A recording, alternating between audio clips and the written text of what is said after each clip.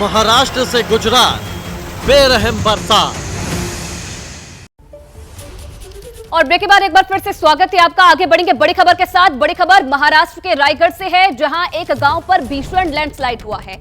इस हादसे में 4 लोगों की मौके पर मौत हुई है, जबकि 30 से 40 घरों को नुकसान पहुंचा है। करीब 100 लोग लापता बताए जा रहे हैं। इरसालवाड़ी नाम का आदिवासियों का यह गांव बताया जा रहा है, जो माथेरान पहाड़ी के निचले हिस्से में बसा हुआ है। बुधवार को अंधेरा और घना कोहरा होने की वजह से यहां राहत काम शुरू नहीं हो पाया। हालांकि इस वक्त एनडीआरएफ की 2 टीमें राहत बचाव कार्य में जुटी हुई हैं। ये वही गांव जिसमें लैंडस्लाइड हुआ। एक्सक्लूसिव तस्वीरें भी आप देख सकते हैं। मौसम की मार किस तरीके से इस गांव पर पड़ी है, और एनडीआरएफ और तमाम जो रेस्क्यू टीमें हैं मौके पर पहुंच चुकी हैं। रेस्क्यू ऑपरेशन जारी है। 4 लोगों की मौत की खबर सामने आ रही है, और मौके की तस्वीरें भी आप देखिए। महाराष्ट्र का रायगढ़ इलाका, जहां पर लैंडस्लाइड हुआ है। आपको बता दें कि माथेरान पहाड़ी के निचले हिस्से में यह गांव बसा हुआ है, और बुधवार को अचानक से यहां पर लैंडस्लाइड हुआ। लेकिन अंधेरा और घना कोहरा होने की वजह से राहत काम शुरू कल नहीं हो पाया। लेकिन जो रेस्क्यू टीमें थी वो मौके पर पहुंच चुकी थी, और अब जानकारी ये मिल रही है कि जो रेस्क्यू कार्य है वो शुरू हो चुका है। लैंडस्लाइड की चपेट में गांव आया, 4 लोगों की मौत हो गई है, और 30 से 40 घर इस मलबे में दबे हुए हैं।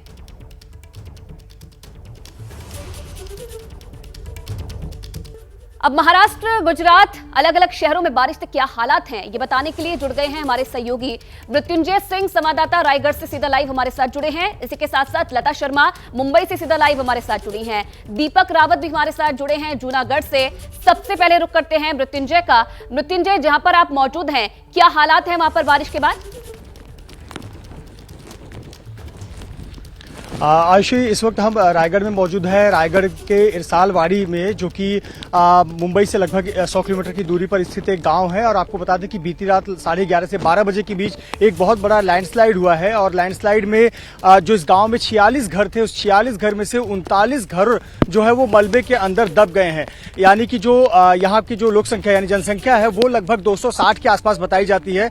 लेकिन जो 5 से 6 लोगों को रेस्क्यू किया गया है, और अब तक 5 से 600 जो है वो बरामद किए गए हैं। इसका मतलब है कि 100 से अधिक लोग अभी भी लापता हैं। चूंकि हम आपको बता दें कि पहाड़ी इलाका है और हम उसी दिशा में बढ़ रहे हैं, तो ये आप देख सकते हैं, ये पूरा जो परिसर है ऐसा ही परिसर है। लगातार इस इलाके में बारिश हो रही है, और इसी परिसर का जो चट्टान है वो यहाँ से खिसका हुआ है। अभी भी हम जो घटनास्थल है वहाँ से 2 किलोमीटर की दूरी पर हैं। और आपको बता दें कि राहत और मदद कार्य के लिए जो आवश्यक जरूरी वाहन है उन्हीं को यहाँ पर छोड़ा जा रहा है, जैसे कि एम्बुलेंस है, एनडीआरएफ की टीम है, लोकल पुलिस की टीमें हैं, साथ ही साथ जो प्रशासनिक अधिकारी यहाँ पर पहुंचे हुए हैं, मुख्यमंत्री एकनाथ शिंदे यहाँ पर पहुंचे हुए हैं। वो उन लोगों के लिए एकमात्र जो रास्ता है सिंगल लेन का, उसे खोला गया है। आपको बता दें कि राहत और बचाव कार्य जारी है, और 260 लोगों की आबादी वाला ये गांव है इरसालवाड़ी। और ये जो गांव है, ये जो माथेरान की पहाड़ी है उसका जो ढलान है, उस ढलान पर पहाड़ पर बसा हुआ ये आदिवासियों का गांव है। 260 की जनसंख्या में से अब तक 6 से 7 लोगों को रेस्क्यू किया गया है। बताया जा रहा है कि 120 से 140 के बीच संख्या हो सकती है उन लोगों की जो इस मलबे के अंदर दबे हों। आप कल्पना कर सकती हैं कि 46 घर हैं इस पूरे गांव में, और 46 घर में 39 घर जो हैं वो पूरे जमींदोज हो गए हैं, पूरे चट्टान के नीचे आ गए हैं। तो आप कल्पना कर सकती हैं कि ये कितना भयावह मंजर है। और राहत और बचाव कार्य रात को नहीं हो पाया था, क्योंकि इस पूरे इलाके में लगातार तेज मूसलाधार बारिश हो रही थी। साथ ही साथ जो भूस्खलन है वो लगातार हो रहा था, इसलिए राहत बचाव कार्य नहीं हो पा रहा था। अंधेरा भी था, पहाड़ी इलाका है, तो कोहरा भी बहुत लोग आप बता रहे हैं मलबे में इस वक्त दबे हो सकते हैं। कितनी टीमें लगाई गई हैं इन लोगों के रेस्क्यू के लिए फिलहाल? देखिए, एनडीआरएफ की 2 टीमें हैं जो कि यहाँ पर तैनात की गई हैं, जो कि थाने से यहाँ पर भेजी गई हैं। इसके अलावा जो लोकल पुलिस है, रायगढ़ पुलिस, उसकी टीम है। इसके अलावा नवी मुंबई महानगर पालिका की टीम यहाँ पर बुलाई गई है।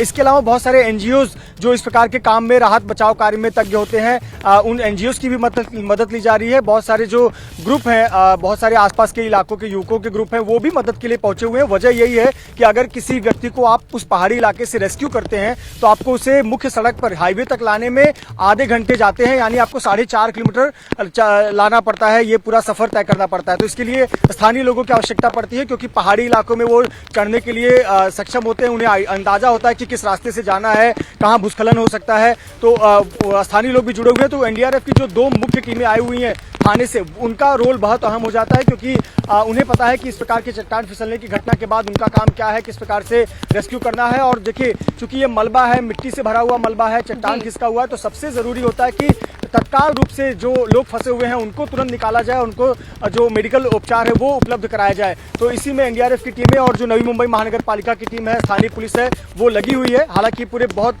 अगले 2 से 3 दिनों का ये भारी जो प्रक्रिया है, लंबी प्रक्रिया है, लोगों को रेस्क्यू करना, पर निश्चित तौर पर राहत बचाव कार्य जैसे दिन का उजाला हुआ वैसे शुरू हो चुका है। और जो एनडीआरएफ का प्रयास है कि जो भी लोग मलबे में दबे हैं उनको तुरंत निकालकर उन्हें उचित मेडिकल कितना इलाज समय लग सकता है? अभी तक क्या बातचीत हो पाई है आपकी? कितना समय लग सकता है रेस्क्यू ऑपरेशन में? क्योंकि जब यह घटना हुई उस वक्त तुरंत रेस्क्यू ऑपरेशन की शुरुआत नहीं हो पाई थी, उस वक्त भी देरी हुई है। अब जब रेस्क्यू किया जा रहा है लोगों का, तो कितना समय लग सकता है? क्योंकि बहुत सारी जानें फंसी हुई है मलबे के नीचे।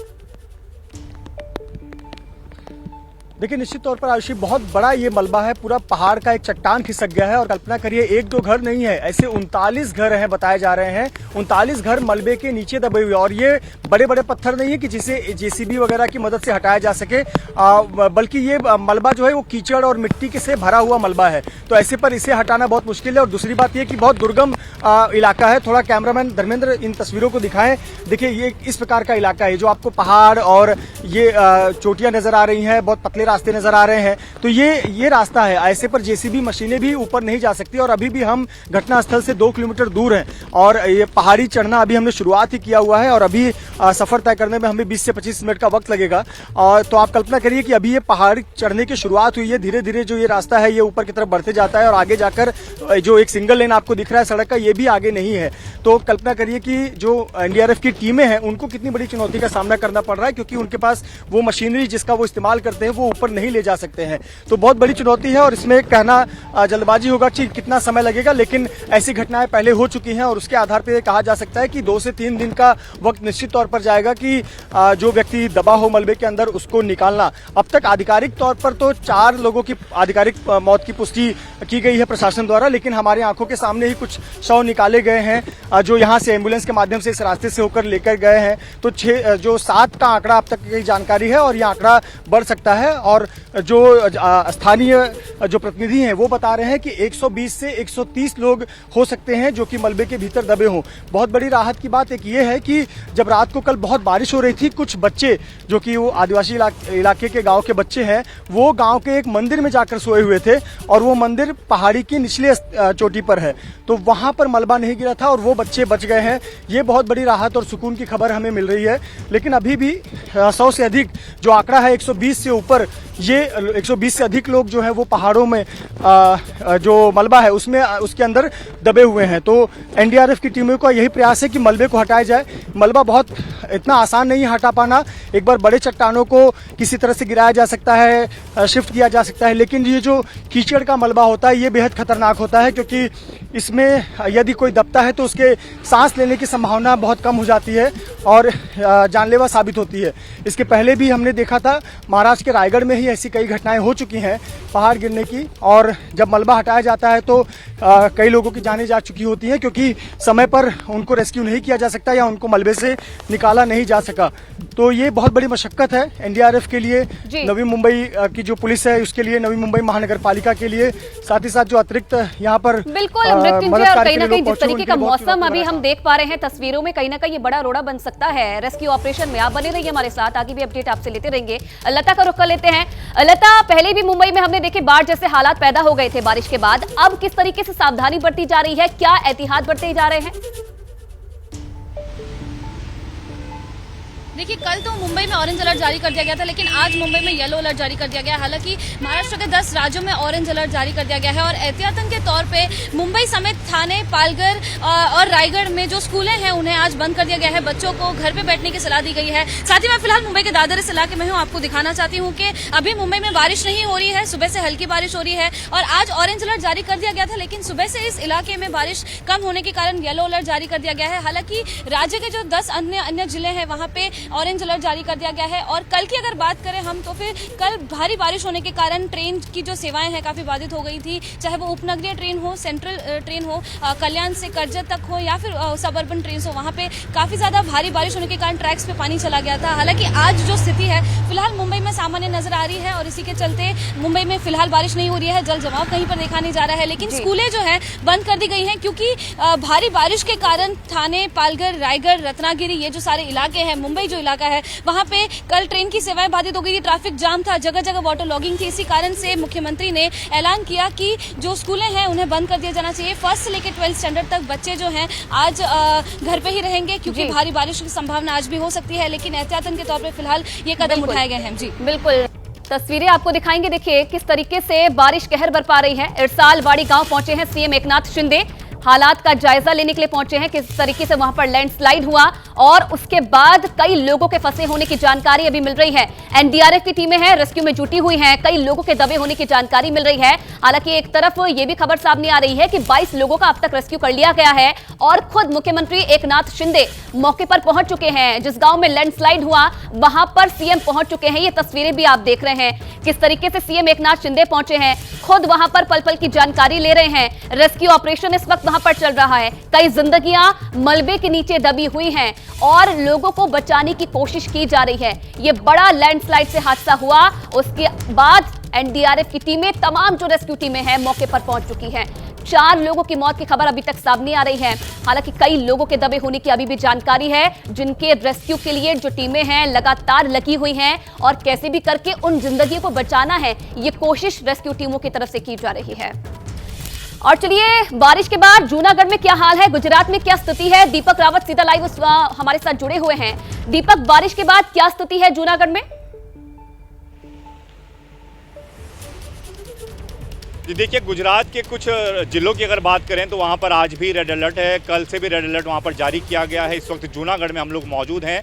बारिश लगातार हो रही है, लेकिन बारिश अभी तेज़ है नहीं, क्योंकि बारिश जब बहुत ज़्यादा तेज़ यहाँ पर होती है तो पानी एक जगह पर इकट्ठा हो जाता है। ऐसे में आपको कई सारे जो सड़कें हैं वो तालाब बनी हुई नज़र आती हैं। तो कल तक स्थिति ये थी कि इस पूरी सड़क पर पानी भरा हुआ था, जिसे रात के वक्त निकालने की काफ़ी कवायद की गई, इसलिए आपको ये सड़क पर यातायात चलता हुआ नज़र आ रहा है। लेकिन अगर आज की बात करें तो सोमनाथ गिरी, जूनागढ़, राजकोट, ये ऐसे इलाके हैं जहां पर आज भी रेड अलर्ट है और यहां पर भारी से भारी बारिश की संभावनाएं जताई गई हैं। एनडीआरएफ की अलग अलग टीमें अलग अलग डिस्ट्रिक्ट में तैनात कर दी गई हैं। सोमनाथ गिरी में सबसे ज़्यादा मुश्किल से लोग गुजर रहे हैं, वहां पर पानी बहुत ज़्यादा भर गया है, इसलिए वहां पर 2 टीमें एनडीआरएफ की तैनात की गई हैं। यहाँ से उस तरफ हम लगातार बढ़ने की कोशिश कर रहे हैं, हालांकि बीच में हाईवे कई बार बंद कर दिया जाता है, उसे खोलने की कोशिश की जाती है। फिलहाल दीपक, राहत नहीं मिल पा रही है इस बारिश से गुजरात वासियों को भी। बहुत धन्यवाद आपका तमाम तस्वीरें दिखाने के लिए और तमाम जो सहयोगी हमारे साथ जुड़े थे उनका भी तमाम तस्वीरें दिखाने के लिए बहुत धन्यवाद।